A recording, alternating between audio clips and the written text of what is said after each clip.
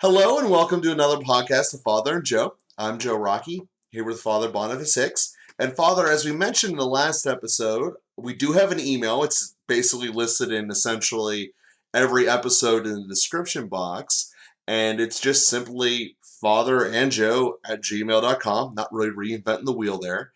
And I bring that up because one of our listeners had sent an article in reference to myself, knowing that I am a new father. We talk about Joey every once in a while here, and that there was an article that she sent me that she wanted me to read and basically think about the ethical implications thereof.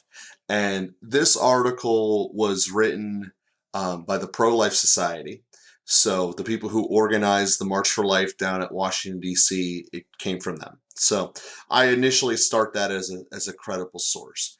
And essentially what the article is about and what it is articulating is the way that vaccines are researched in this country. So not really this country, just by science, by biology, because it's done essentially as the world standard.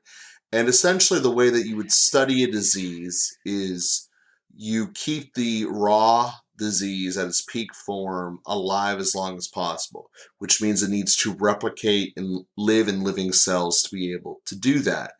So there are a number of different ways that people have attempted to do this throughout the years. And in vaccines, this article went all the way back to smallpox and how they went doing this. So well before what you would consider modern science. So the way that scientists would keep these diseases alive would be in other animals, mice, rats, pigs, stuff like that. There was yeast was a format for some of them. And then as well as just other biological agents that they could find that they were just really throwing things at the wall and see if it would work. But after abortion became legal, they found that 3 of these companies used an aborted baby from the 70s or 80s. Then they told the stories of said children. But the thing that came away from me was it was just this one child from the late 70s, and they've been able to keep those cells alive to keep growing the culture so that they can put the disease in it. So they're not using new aborted babies to test these vaccines. It's just the one that happened way back before I was even alive. So it raises the ethical question of, for vaccines that are using this as an initial base, is this something that we should avoid or not avoid? Because many companies do it, and we kind of don't have a choice in the market in some capacity. And this might be a conversation where we came to it like the death penalty, where my methodology is wrong in the way I'm thinking about this. But my thought process was, for the children that were already aborted, unfortunately, there's nothing I can do about that. My entire question was, in the vaccine itself, in the production, in the ongoing process, does it require more abortion?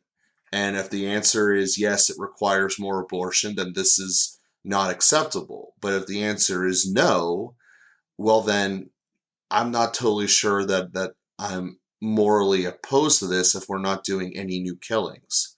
If at the end of the day what they're doing is keeping cells alive to test these vaccines over decades, then in one regards, I think that's a miracle of science. But in the other regards, it's almost, I don't know what to say. It almost doesn't, it seems like as if there's something that's coming out of that fetus who died. So that is kind of my initial thought process. Again, it might be something that's completely off base and against the church. Maybe I should be exactly where they're at and saying that we should be condemning this and against all vaccines which are originated from it, which is a lot. So I'm, obviously going through this point with my child who's going through the immunization phase, and what should we be thinking about and asking. And this article was mostly for just to get your head starting to think, not to condemn anyone or anything like that, but just to get you to think before you went in and essentially got a shot for either you or your child in terms of a vaccine moving forward? No, it's a really important question, and I will admit at the outset that my answer to that is going to be slightly half-baked, and we might need to follow up on that in another episode when I can actually clarify a few points. But I'll give you what I got, and which is that those fetal cell lines, as you mentioned, are from a single baby who was aborted in the 70s. And you clarified very well that there aren't new abortions taking place and fetal tissue being developed and used. So the ethical use of that is around normally what we distinguish between material cooperation and formal cooperation. And so an example of material cooperation, the most common example is I pay taxes. The government uses my taxes for things that I don't necessarily approve of. I haven't approved of what the government is using my taxes for by the fact of paying my taxes. So if I approved of it, so like if I gave you money to do a certain thing, or you told me I'm going to abort babies, and I said, oh, let me give you some money to support your cause. That's formal cooperation. I'm formally, the form of what I'm cooperating with is the abortion of babies. Material cooperation, as I said, is I'm not supporting that. There are reasons to pay taxes which don't have to do with the unethical practices of the government. Now, I can't. That can't be a sort of fake thing that I say. Well, I don't want you to use my money. So, like giving to Planned Parenthood, for example. Well, I'm only giving to Planned Parenthood because I support prenatal testing or something like that. That's even questionably ethical, but or I support mammograms or something like that, and I can't give to Planned Parenthood without really supporting the mission of Planned Parenthood. There's no reason for me to give to Planned Parenthood. When I'm paying taxes to the government, I'm paying that out of a civic duty. They have a right to ask for my taxes. I have a right to influence their buying decisions. It's harder to justify not paying taxes at all because one of the things that they use my tax money for might be morally objectionable. But that is a civic duty to giving to the government. There isn't a civic duty to giving to Planned Parenthood, for example. So I can't differentiate very well, like say, well, I only give to this part of the mission. Likewise, I don't agree with everything that Amazon does with their money, but I pay money for an Amazon product, a book, for example, and I'm paying for that book. So I understand that Amazon is getting profit and they may use my money for things that I don't agree with. But I'm not giving them money to use for that purpose. I'm buying a book. Now, I may be materially cooperating with some evil, and I am in those cases. Amazon is using some of my money to do things that are morally objectionable. The government is using some of my money to do things that are morally objectionable. But that's not why I'm giving them the money. There's a real reason that I'm giving it to them, which is distinct from that. So there would be better examples to use for material and formal cooperation, but hopefully that communicates the idea well enough. So I'm not formally cooperating with abortion by using these fetal cell lines. I think that's what they're called, from the 70s. Because I didn't will the abortion. Now, if the only way to develop vaccines were by generating new fetal cell lines from new aborted babies, and I said, well, I'm not into aborting babies, I'm into vaccines, but I know that what's essential for vaccines is aborting babies, I can't make that distinction. I may say, I don't really like the things they do to put together those vaccines, but if that were in fact essential to making vaccines, I can't distinguish those things. So the very willing of vaccines. Now, this is all hypothetical. suddenly afraid of being quoted out of context. You can make vaccines without doing these things. So I may be morally in favor of making vaccines, morally opposed to using anything from aborted babies. And I can make that distinction. I can support vaccines that don't use those. And for almost everything, I think the MMR is the only vaccine that still, I think the only that you can get them separately, measles, mumps, and rubella, with vaccines that weren't developed using these fetal cell lines. But every other vaccine has an alternative that wasn't developed in this way at this point. The COVID thing we can come back to in a moment, but I think that's the case for all of the other childhood vaccines. So you can be selective. There may be some other exceptions, but in terms of the standard kind of MMR and polio and smallpox and some of those things, they all have non-fetal line developed versions, I believe. And they're not always as available and they're not always as cheap, but they're there. You look like you have an objection to that. I'm not objecting to it. What the article said, it gave the whole list of them. So there were, and basically this is kind of just knowing some back things that the article didn't get into. It essentially seen that all of the older ones that were beyond the patent era have now figured out how to do it through a way that is not the fetal lines. But the newer ones, so there are newer ones, and the question is, do you need to give your kid like the chickenpox vaccine, for example? And that's some schools require it, some schools don't. So I mean, this kind of is where we're getting into the thoughts in my head. So first of all, I appreciate you differentiating the difference of, I went and gave this guy money, but I bought a service from him. He goes and uses the money for something that's immoral after the fact. Well, that's kind of his decision in his life. Like, that's kind of how I looked at it. And it seemed to me that was the direction you were going with this, was that I'm not buying the product because I want to recognize and glorify the fact that they did abortions in the 70s, but rather because I want to be able to help my child and by conjunction help everyone at the school he is going to be with by eliminating the chance of polio or whatever the other ones are going around. This obviously is not my specialty. I'm not a biologist. So that was my thought process, was I don't want to, that's where to me the big objection was, are we still needing abortions to make these? The answer was clearly no.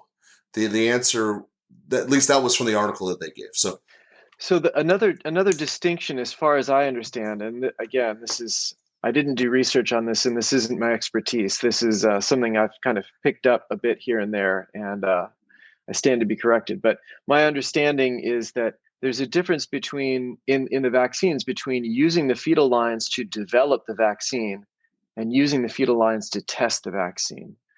And so what happened with the 3 COVID vaccines, if I'm understanding it correctly, the Moderna and Pfizer use the fetal cell lines to test the vaccine. And in fact, fetal lines are used to test a lot of things in terms of pharmaceuticals, as far as I understand. But that's different. Some testing going on with the fetal lines is different than the development. Like, you wouldn't have these things if you didn't use the fetal lines. And you could change the testing with the fetal lines has apparently become the gold standard. And so that's a whole kind of corruption in the biological biodevelopment community that could be changed. The standards could be changed, but the testing is not essential to the vaccine. And my vaccine that this is a hypothetical me, I could protest the vaccine that I got is not used, didn't use that testing. They used it for some other one, and I didn't approve of it. So the Johnson and Johnson was actually developed with the fetal lines, if I understand that correctly. And so that's why the U.S. bishops were morally opposed, or at least issued warnings about the Johnson and Johnson compared to the Moderna and Pfizer because of that distinction. So again, I might be muddying these categories slightly, but the developed with versus the tested with is 2 different kinds of cooperation. So So that's just to make all of those distinctions, but then to kind of push back on the reasoning process, and we get into some space that is not like it's morally impossible to pay for an abortion. Let's just make it really clear. I'm not doing the abortion, I'm not getting the abortion, but I pay for the abortion. That's intrinsic moral evil that's never right in any case. So that's formal cooperation with evil, and it's never okay. Period. End of story. Some of these other things, especially with material cooperation, just because it's material cooperation doesn't make it okay. I mean, and a lot of people rightfully object to buying services from Amazon, for example, because they don't trust, or buying services from Microsoft, or whatever, a variety of companies that they know are not doing only ethical things with their profits. And so that's a prudential judgment that one needs to make in particular cases. I'm not required to make that same decision. So many good-willed people who are virtuous may make different decisions on these points. Dorothy Day refused to pay taxes, period. She refused to pay it. She said, you could put me in jail, that's fine, I'm not going to pay for a government that does these things. And she certainly has a right to do that. And she's we're raising up her cause for canonization. But someone else, I mean, plenty of other saints paid taxes. So the point is, when it's more material cooperation, there can be two different right answers. We have to judge that individually, and we do that according to other criteria that we should pay attention to: the impact that it has, other people that are affected by our decision, the way that it can degrade our own moral character. There are a lot of different things that you can take into account once you decide that it's material cooperation. So, what are some things to take into account in terms of the fetal cell lines? The reasoning which he used, which I understand and appreciate, the baby already died. We're not killing more babies. Is it objectionable to use that baby's body? Well, we don't do that with normal people. The person already died. We've already been using their body for something. We might as well just keep doing that. And they actually made decisions after World War II, when the Nazis did a lot of medical experimentation on human subjects in unethical ways. They made the decision to destroy all of that. And there was a reverence for the person in that decision, which had a value. You might say, gosh, they got all that good information. But the part of discernment is, how much does that degrade our moral character to start justifying things that way? Like, so I accepted somebody else's medical experimentation data that was clearly gained in a horrific way, and I would say that getting the fetal lines of an aborted baby is also gaining it in a horrific way. We can sort of numb our sensitivities by saying, well, the baby already died. Okay, moving along. And that article is trying to do something different by drawing your attention to the humanity of that baby and say, this isn't just like another thing. This is a human being. This is your son. This is your daughter, and really emphasizing that. Can we really use that in good conscience without making ourselves numb to the reality? Now, that's a judgment call. That's not an absolute moral norm, and that's kind of what I'm coming back to. But I think it's important to make, so the gesture after World War II was kind of a heroic gesture to say, we're not going to use any of it. Like, it's so horrific what they did in those concentration camps. We're not going to honor any of that stuff by using it, because that's only going to reinforce the idea that, like, you can get data this way, and if you do it under the table, if you just extract it from a tyrannical government, if as long as somebody else does it and you don't do it, but you take the data and you use it, and they made a decision like, no, this isn't good. We're not going to reinforce this in any positive way. So that's a different, it's a certain moral decision in the face of those things. So yeah, so certainly a lot of thoughts that came out of there. So one of which being the fact that we do live in a capitalist society. We can vote with our dollar with every purchase that we make. Obviously, we can't control what the people who then buy the money from do it. And one of the things about the economy is you can go down a rabbit hole and see 22 times how far your dollar goes, to the next person, the next person, the next person. Um, it's called the multiplier effect of money. It's an economic theory, but nonetheless, the point is that um, we really ultimately get called to what we do with ourselves, which is kind of what we're saying there. 3 steps on the line, I have no control over who Amazon supplier is, and then who that guy's supplier is, and all that. So I'm really kind of out of control there, but you can control it on your initial purchase, and that's about it. And then us being in the workforce, trying to turn people to the right direction as far as what we do with the dollars that we receive in terms of profit. So that was my first thought on there. My second thought was I totally understand what you were saying about we don't do that to people who were essentially unwilling, which is what everyone going through the Holocaust that the Germans tested on.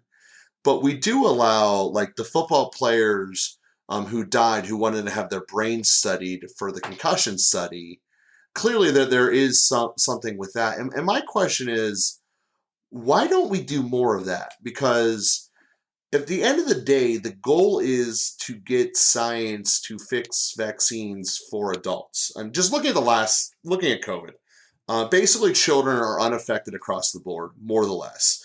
And the only people who really truly got messed up by this disease were the elderly and the obese. Well, wouldn't it have been better to test the vaccine on tissue that is most closely to an elderly or an obese person? So, but I know that they can test my blood. I can give them my blood willingly, and they can test it, and they give it to other people in transfusions, and I'm not totally what they do with it, but they take my blood and they do good things with it. At least that's what the blood bank tells me. So my question from an ethical standpoint is, if I would have died from COVID at this, and would it have been wrong for science to look at my innards and see what it did to it and try to test me? Or is there just something from biological that I just flat out don't understand that makes that essentially impossible? Yeah, and I don't know what the limits and possibilities are with those testing procedures. If there's something, the stem cell question, and I don't understand if this is the same thing with that, but the stem cell is that you have pluripotent stem cells from fetal tissue that can differentiate themselves into any kind of human tissue. So that's not interchangeable with an adult, even blood stem cell or bone stem cell. So I don't know if that's what they're doing in the vaccines. I don't understand the biology well enough to say that for sure. But in terms of testing with human specimens, there's a reverence for the body, and there's a corporal work of mercy to bury the dead, and that's the entirety of remains. We don't like keep the ashes on the mantle, even part of them. We bury the whole body of the person, and that's that then we're not using it for other purposes. So there's a reverence to the body. The body is a value in itself. It's not just a piece of meat that can be kind of used for whatever after death. So that's the value of really honoring the body. Now, one can make a decision, can give one's consent for the use of organs, for example, or even for the body to be examined by research. The body is, anyway, and there's something that's sort of rightfully, I don't know, offensive, disturbing maybe to think about that. So to make it very personal, my mother was very supportive of scientific research and gave her body to medical research. She suffered from Parkinson's, and she wanted them to be able to study her brain and, understand if they could help other people suffer less from Parkinson's. She was in favor of that.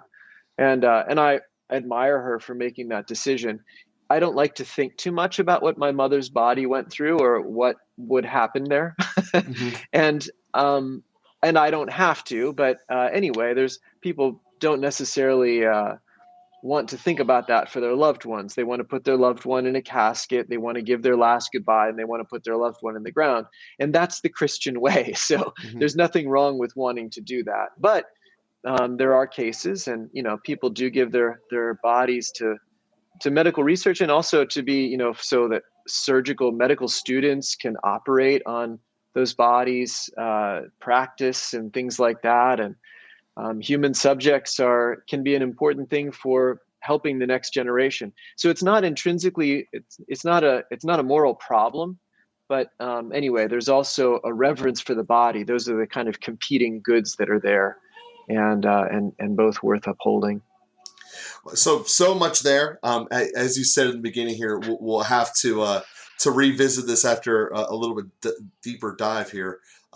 So perfect. Well, we appreciate everyone listening to our episode here today, and we will be with everyone again here next week.